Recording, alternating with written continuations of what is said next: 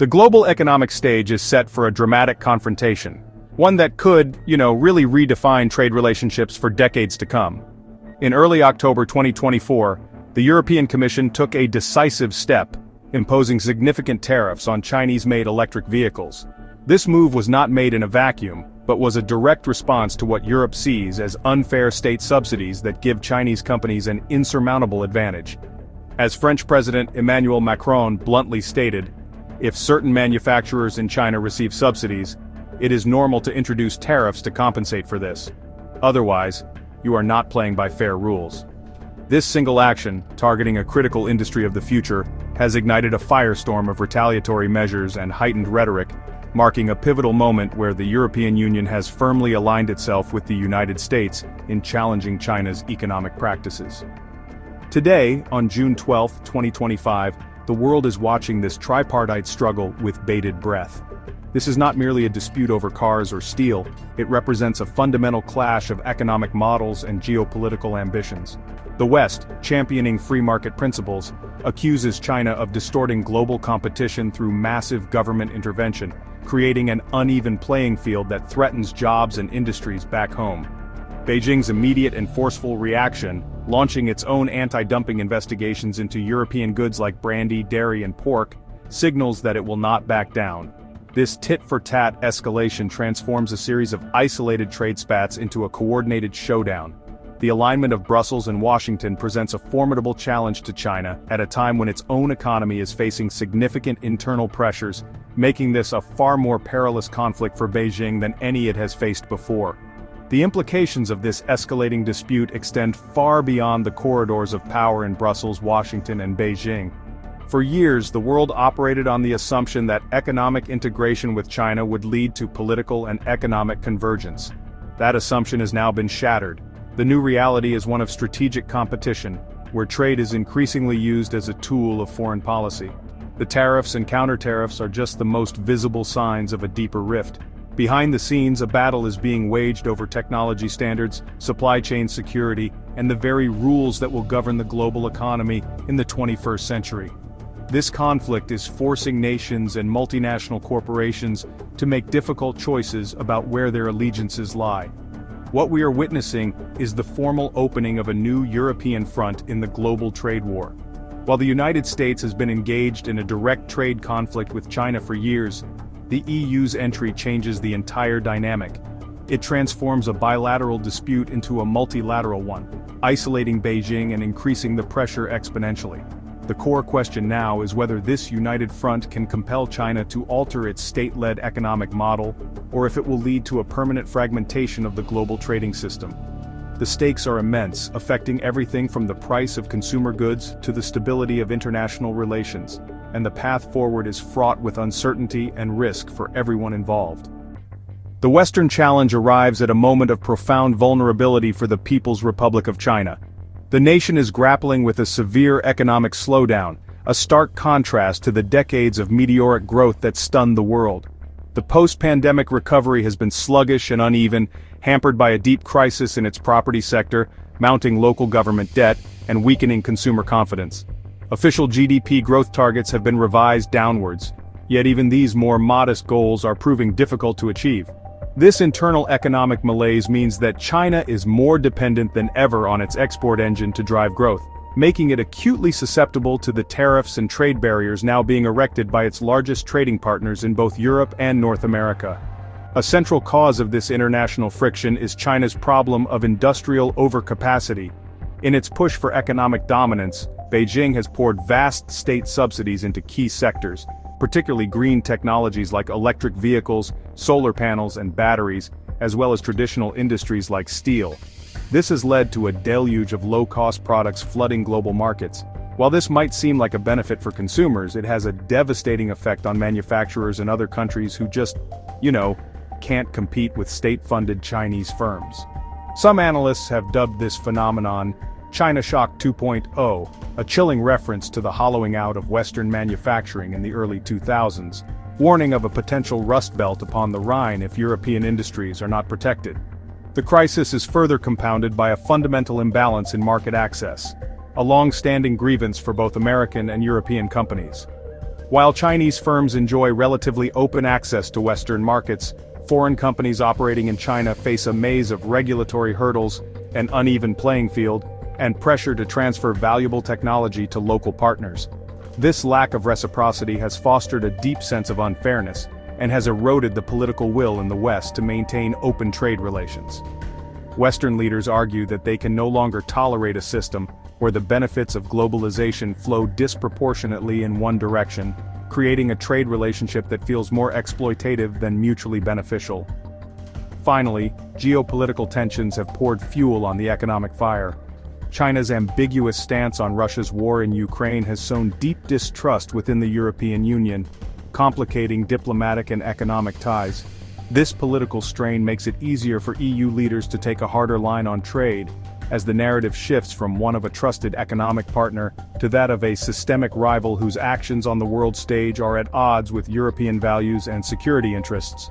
The convergence of a slowing economy, damaging overcapacity, unfair market practices, and geopolitical friction has created a perfect storm for Beijing, turning what could have been manageable trade disputes into a full-blown crisis for the Chinese leadership. To understand the gravity of the current situation, we really have to look back at the origins of the US-China trade dispute, which set the stage for today's broader conflict.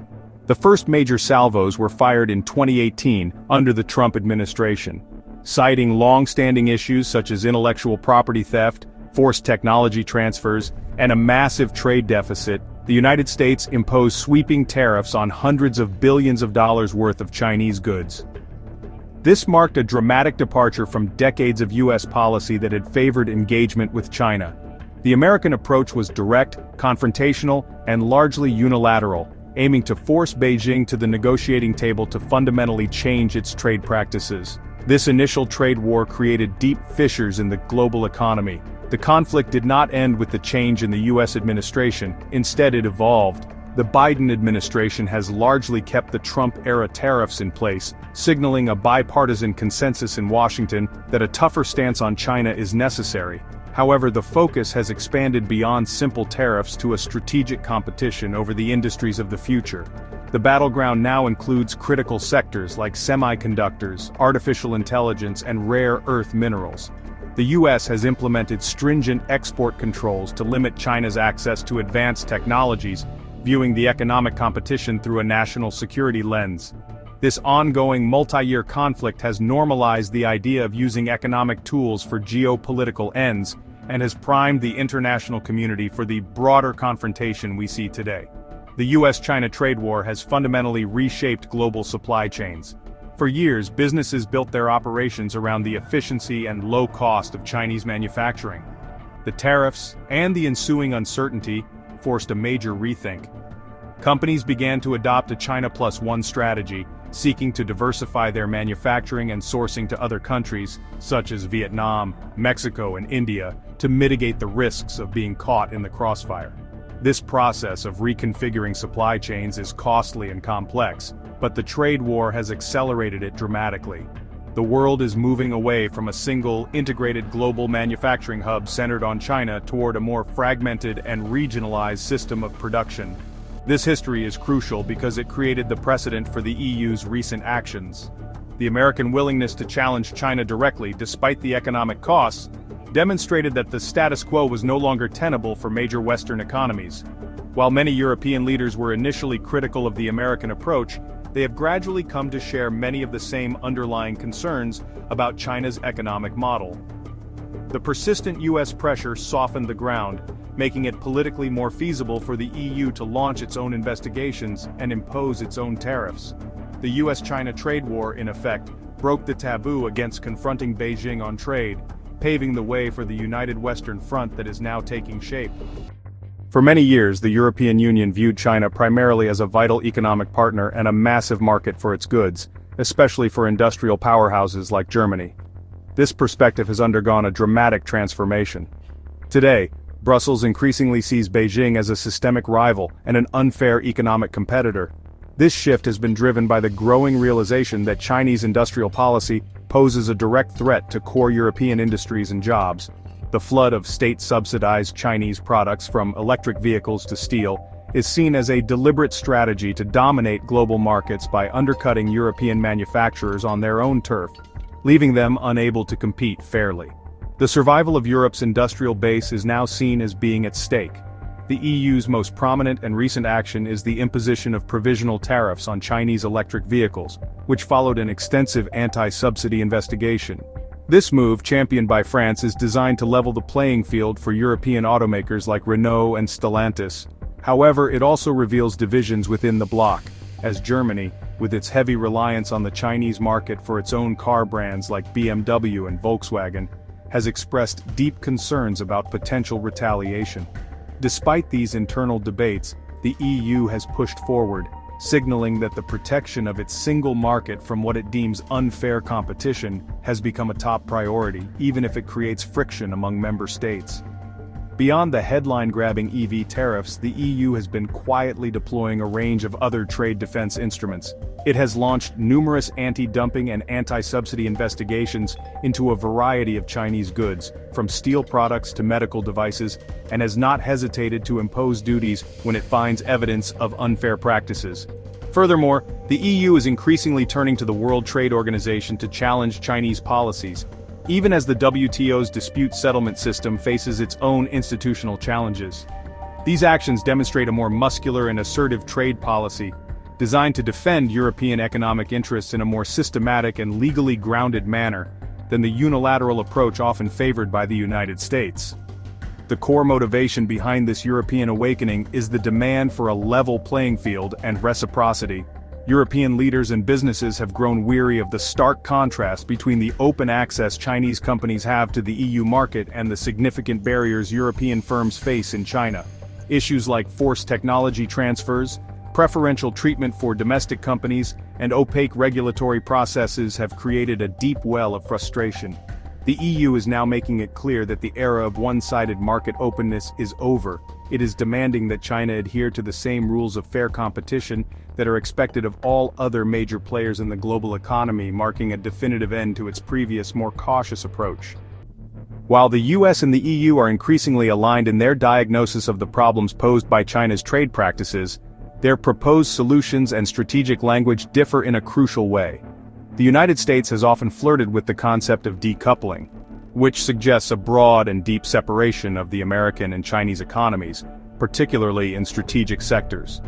This approach is more confrontational and implies a desire to sever economic ties to contain China's rise and protect national security.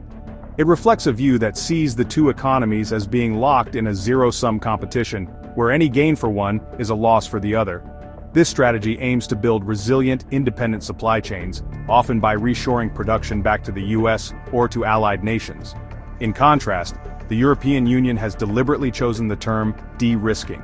As articulated by European Commission President Ursula von der Leyen, this is not about decoupling from China but about intelligently reducing dependencies in critical areas. The EU recognizes that its economy is deeply intertwined with China's, and that a full separation is neither feasible nor desirable. The goal of de-risking is more nuanced and targeted. It focuses on diversifying supply chains for essential goods like pharmaceuticals and critical raw materials, strengthening domestic production capacity in key technologies, and pushing back against unfair trade practices without seeking a complete economic divorce. It's really a strategy of managing risk, not eliminating contact.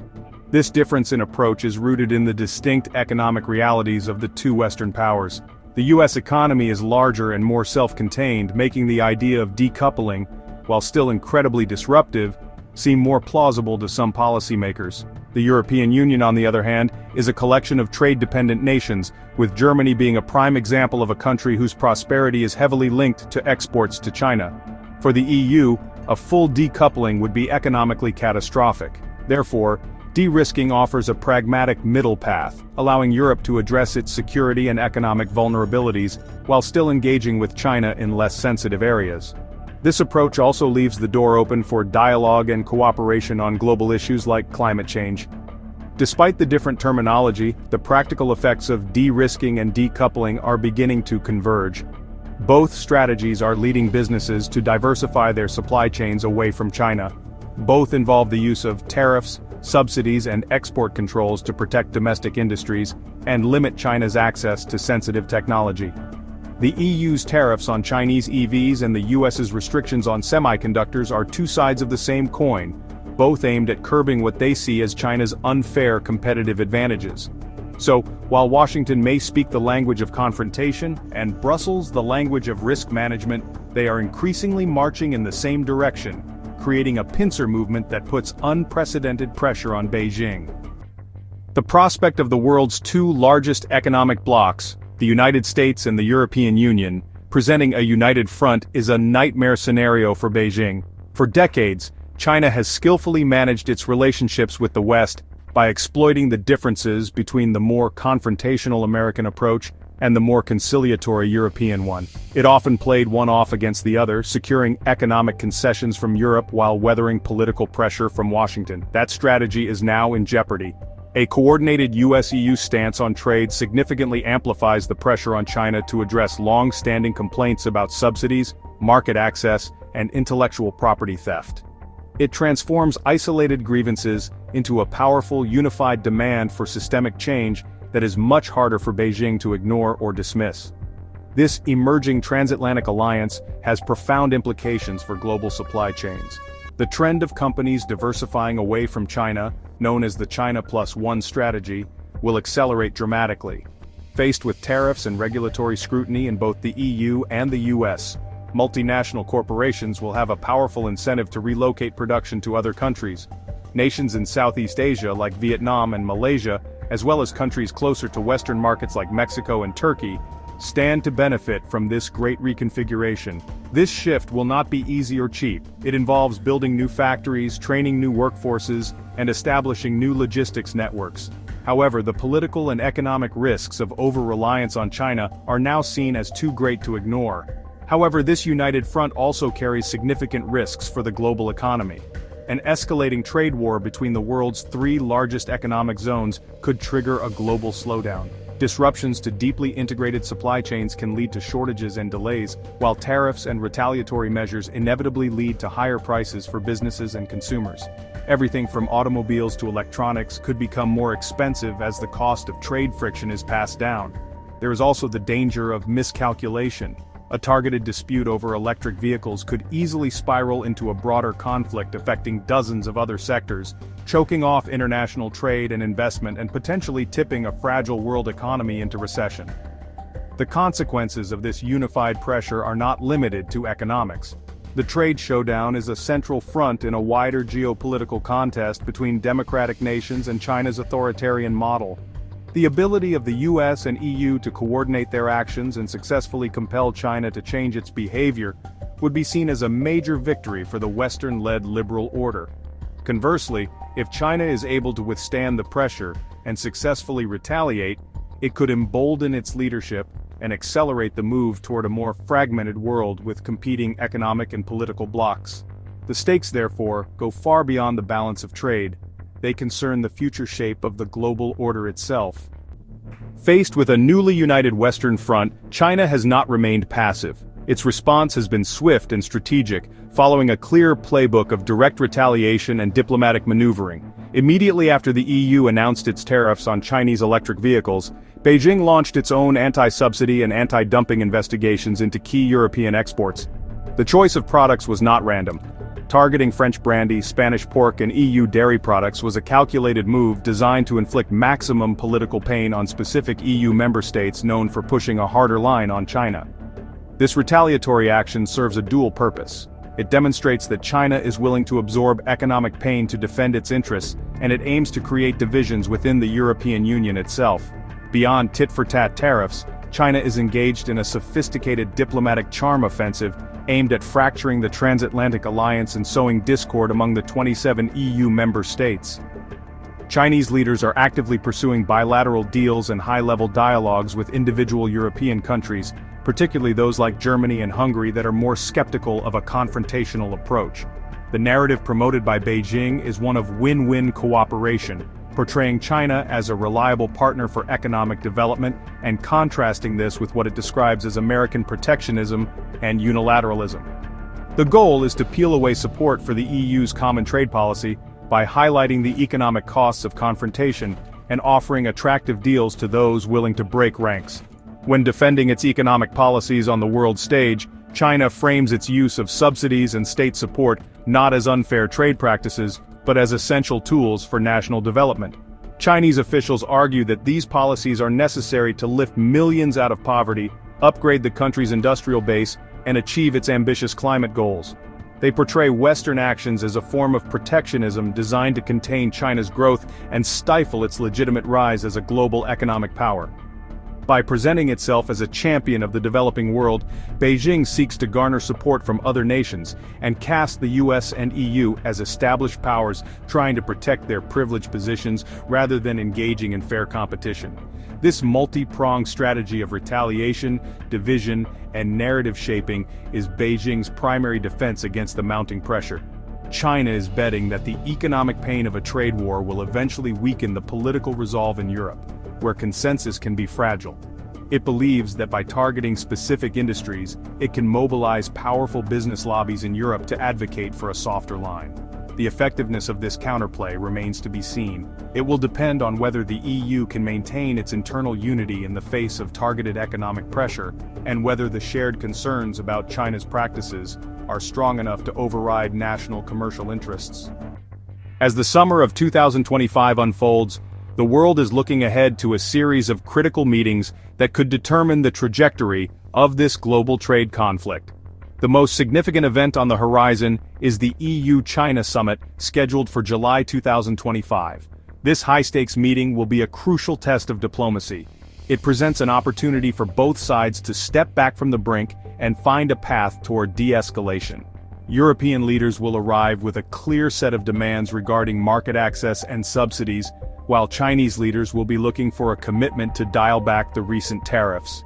The outcome of this summit will send a powerful signal to global markets about whether a compromise is possible or if the conflict is set to intensify. One potential pathway to compromise lies in finding common ground on less contentious issues. Areas like regulatory cooperation on product standards or joint efforts to develop global rules for green technology could offer a face-saving way for both sides to claim a diplomatic victory. China might agree to some cosmetic concessions on market access for certain European products, while the EU could agree to phase in its electric vehicle tariffs more slowly or narrow their scope. However, a comprehensive breakthrough that resolves the fundamental disagreements over China's state-led economic model is highly unlikely.